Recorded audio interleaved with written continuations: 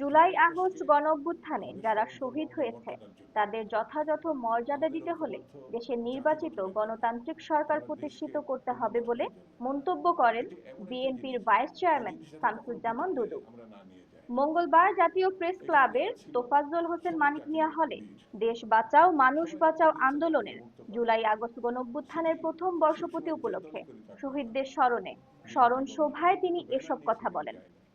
শামসুজ্জামান দুদু বলেন, যারা নির্বাচন ভয় পায়, যারা অন্ধকারের শক্তিকে পুনর্বাসন করতে চায়, আওয়ামী লীগকে পুনর্বাসন করতে চায়, এখন তারা পিআর পদ্ধতি নির্বাচন চাইছে।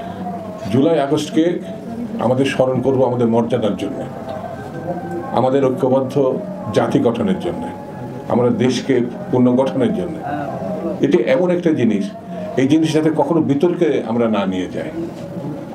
এখানে যারা ছিল সবাই জাতীয় বীর, সবাই রক্ত দিয়েছে জাতিকে মুক্ত করার জন্য। সেটি সেই সময় যে দলে করে থাক না কেন, বিএনপি বা অন্যান্য, কেউ কিন্তু ব্যানার নিয়ে সেখানে যায় নাই। লক্ষ্য করবেন, এই জাতীয় আন্দোলনটা কেউ ব্যানার নিয়ে যায় না। এখানে কিশোর, তরুণ, বয়স্ক সবাই কিন্তু লড়াই করেছেন একটা জাতীয় মুক্তির জন্য।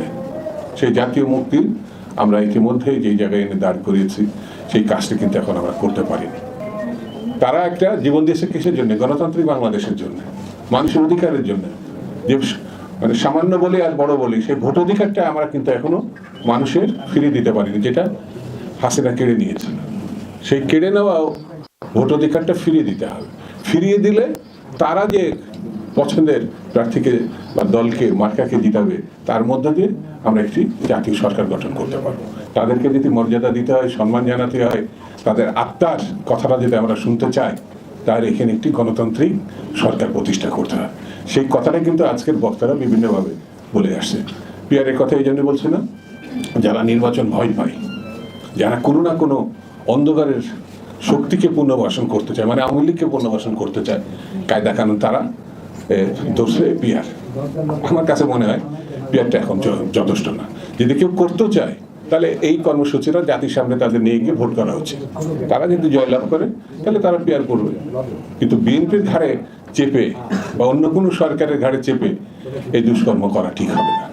এর প্রতি জাতির কোনো সমর্থন নাই। এখন আমাদের মুখ্য কাজ হচ্ছে, মাস তো ঠিকই হয়ে গেছে, সেটা ফেব্রুয়ারি মাস, আমাদের নির্বাচনে ঝাঁপিয়ে পড়তে হবে। বসে থাকলে হবে না। যারা প্রতিক্রিয়ার শক্তি, যারা অন্ধকারের শক্তি, যারা ষড়যন্ত্রের শক্তি, তারা নির্বাচনকে ঠেকাতে চায়। আর আমাদের উচিত হচ্ছে যে যেখানে যেভাবে আছি, নির্বাচনের সপক্ষে আমরা নেমে পড়বো। এর মধ্য দিয়ে কিন্তু শহীদদের প্রতি শ্রদ্ধা জানানো সম্ভব বলে আমি মনে করি। সেজন্য আসুন বন্ধুরা, ঐক্যবদ্ধভাবে আমরা নির্বাচনের দিকে এগিয়ে যাই। সকলকে ধন্যবাদ। খুদা হাফেজ। বাংলাদেশ।